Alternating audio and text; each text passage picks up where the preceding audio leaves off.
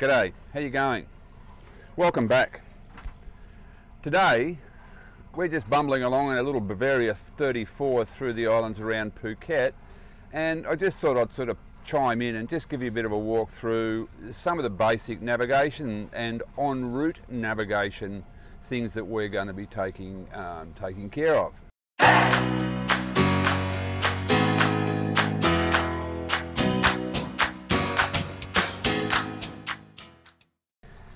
It's a pretty easy day to do it.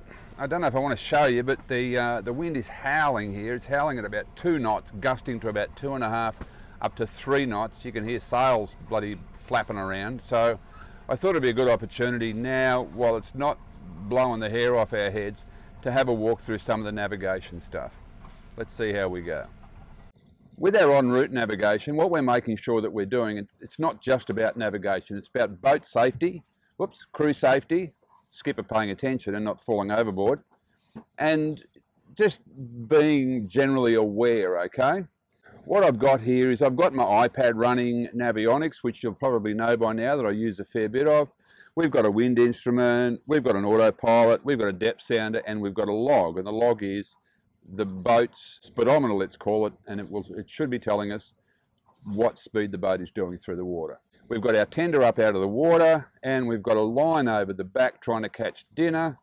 But as my dear old dad used to say, I couldn't win a heart in a brothel with a fistful of fivers, and I'm about as good at catching fish trolling behind a boat.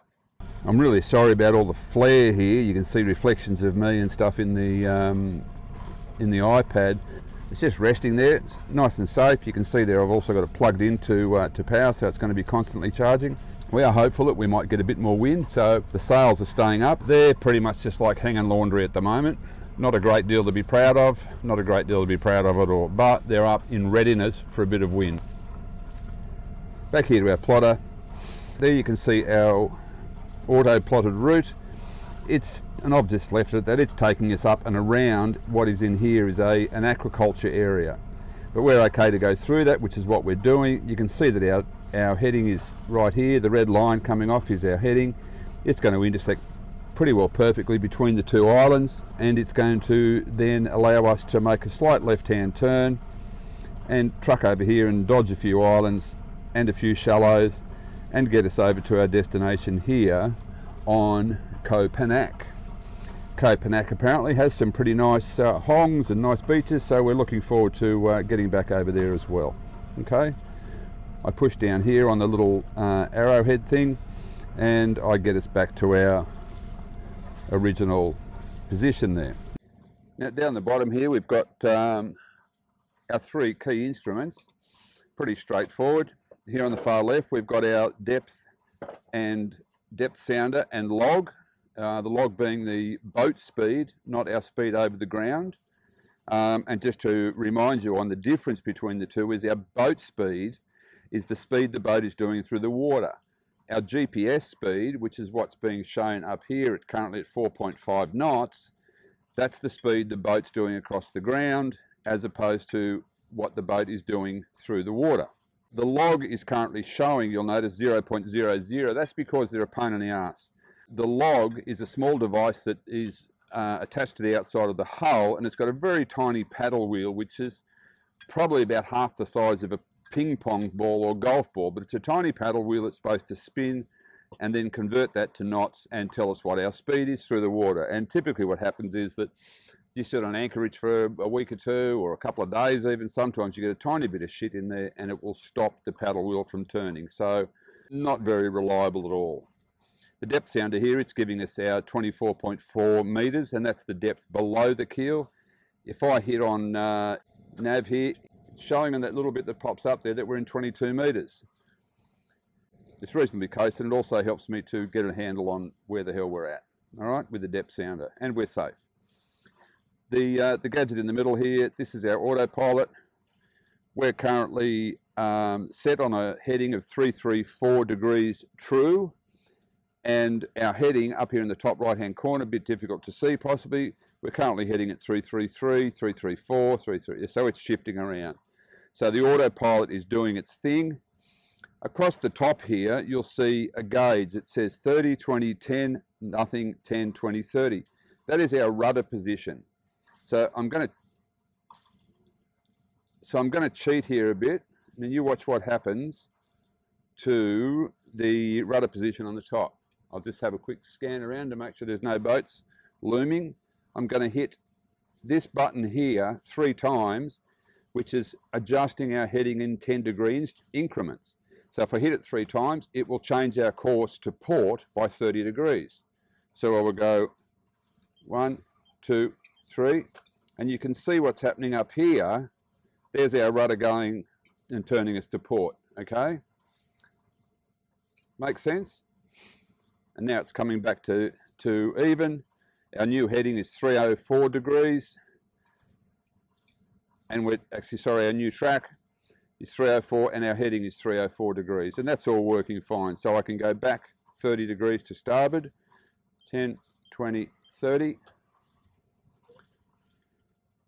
And there you'll see the rudder position. It's going back around to starboard and it's bringing us back on course. I can make adjustments here in 1 degree increments with these top 2 buttons. And if I want to hit and turn standby off and go back to manual steering, I just hit the standby button. And to re-engage the autopilot, I hit the auto. Now over here, far right, our final instrument. And as you can see, this dial here that's pointing, it's showing us the wind direction. In the middle here, I don't know if you can see that, it's telling us the wind speed. And you can see that it's currently 2 knots, 1.9. God, that's ridiculous. I think I can make gas come out quicker than that. But it's also currently showing us our apparent wind versus our true wind. True wind is a calculation of basically what's happening on the water. The apparent wind is apparent as to what's happening as the wind comes across the deck of the boat. Because we are moving forward at a couple of knots, we will change what the wind will be doing on the deck. We'll go into that a little bit more later down the track, but I can push the true apparent button and it's about the same. 1.5 knots coming from pretty much nowhere, which is why the sails are sitting there doing nothing. So what I'm watching for here, I'm just keeping an eye on the depth. I'm keeping an eye to make sure that we're maintaining the heading that we want to go on. I'm looking up here on my plotter to make sure that we're sort of on a reasonable track as we'd want to be. The wind, well, that's just depressing. I can tell what's going on with the wind. All I've got to do is just look around and it's like friggin' glass all around us here. There you go, take a look. It's beautiful, but sad. It's beautiful, but sad. So as you saw on the plotter there before, you can see the gap between the 2 islands up ahead there that we're aiming for. This is a pretty easy day. That's my headsail sheet and that's my main sheet here. I've got them both coiled up nice and neatly. And this is a good place to get into the right habit of doing this too, is when it's not too rough and not too wild and woolly. Because when it does get wild and woolly, the last thing you're going to want is to have a pile of ropes lying around all over the cockpit and it get tangled up, caught around someone's foot, everything's going to go to shit. Anyway, moving right along.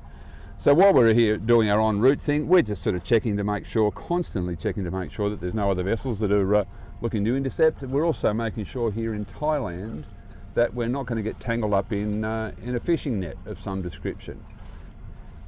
We're aligning ourselves and just visualising islands and headlands and those types of things, and just taking some visual bearings just to make sure that everything adds up and everything, I guess, audits correctly. That is to say that what we're seeing around us concurs with what we're seeing on our plotter, and that concurs with what we're seeing on our depth sounders and the likes.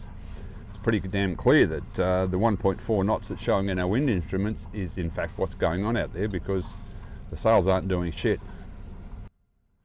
So that's a really, really basic rundown on what we're doing en route.